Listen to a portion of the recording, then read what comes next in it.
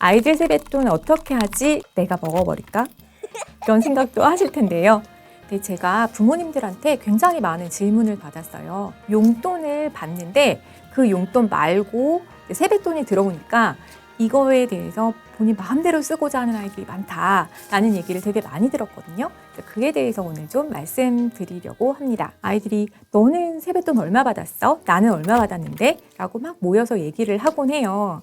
그리고 나 많이 받았어 라고 하는 아이가 굉장히 으쓱하곤 하거든요. 근데 정말 저도 깜짝 놀란 게 친척분들이 이제 좀 많은 그런 집에서는 뭐 100만 원도 넘게 받았어 라고 얘기하기도 하거든요. 그런데 아이들 얘기를 막 이렇게 듣다 보니까 나는 이번에는 얼마가 목표야 라고 해서 설 세뱃돈의 목표치를 막 얘기하기도 해요. 그리고 아이들한테 물어보니까 너는 그러면 설 세뱃돈을 얼마 정도 받는 게 적절하다고 생각해? 라고 얘기를 물었더니 보통 아이들이 한 사람당 5만 원? 이런 얘기가 제일 많았거든요. 어른들한테 설문조사한 거를 봤어요. 그랬더니 보통 10,000원 정도가 제일 많이 나왔습니다. 그래서 이 갭이 되게 크고요. 그러다 보니까 아이들이 할머니, 할아버지가 세뱃돈을 주셨는데 본인이 생각한 금액보다 못 미친 거예요. 그러면 막 실망감을 막 표현하기도 하거든요. 아이가 왜 이렇게 돈을 밝히냐라고도 얘기하시거든요. 그래서 미리 아이한테 세뱃돈의 의미, 또 설날에 왜 가족들이 이렇게 모여서 있는 건지 그런 거에 대한 이야기를 좀 해주시면 좋을 것 같아요. 함께 모여가지고 인사를 나누고 덕담을 주고받고 아이가 예쁘니까 주시는 거잖아요.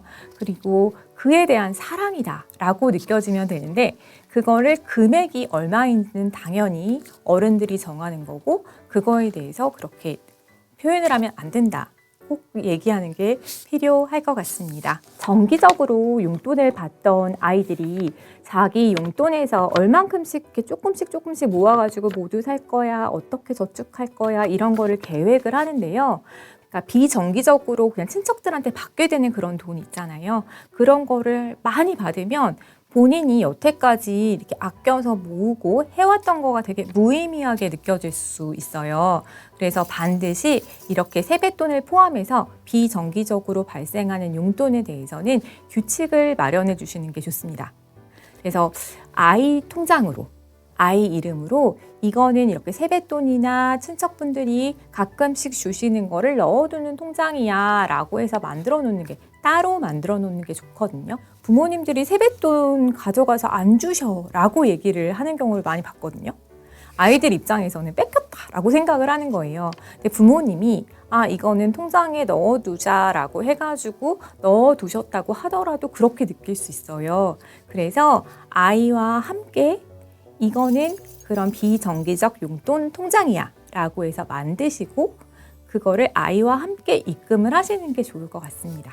그리고 입금을 하실 때 2024년 할머니 용돈, 할머니 세뱃돈, 2024년 외삼촌 세뱃돈 이런 식으로 기록을 해두시면 좋아요. 이렇게 통장, 그냥 예금 통장도 괜찮고요. 근데 이렇게 비정기적으로 넣으려면 자유적립식 적금을 할 수 있는데요.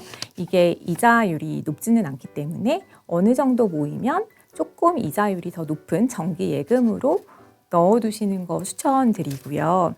혹은 투자도 괜찮을 것 같습니다. 주식 투자도 요즘에는 한 주 단위로 사는 게 아니라 10,000원어치도 살 수 있거든요. 이렇게 뭐 0.1주, 0.2주 이것도 가능하기 때문에 소액으로 투자하는 것도 괜찮을 것 같고요. 그러면 아이들이 내가 이 회사에 주식이 있다라고 하면서 더 관심을 갖게 될 수도 있을 것 같아요. 증권사의 계좌도 그렇고 은행의 계좌도 그렇고 미성년이라도 비대면으로 할 수 있는 것들이 꽤 많아졌어요. 그래서 집에서 모바일로 함께 개설하실 수 있습니다. 예금으로 저축을 하는 것도 좋고 주식으로 투자를 하는 것도 좋고 채권으로 투자할 수도 있고 여러 가지가 있을 거예요. 다 좋은데요. 정기적으로 받는 용돈하고 구별해서 따로 모아야 된다는 거예요. 그래야 지금까지 했던 용돈 교육이 무너지지 않고 아이들이 차곡차곡 모을 수 있거든요. 갑자기 큰 돈이 들어오면 아이들도 또 어른들도 흐지부지 쓰게 되는 경우가 많잖아요. 이런 친척분들의 사랑이 그렇게 흐지부지 없어지는 거는 원치 않으실 거예요. 아이도 원치 않고요. 그래서 그거에 대해서 의미를 알려주시고 꾸준히 모아서 나중에 기록을 볼 수 있도록 도와주시면 좋겠습니다.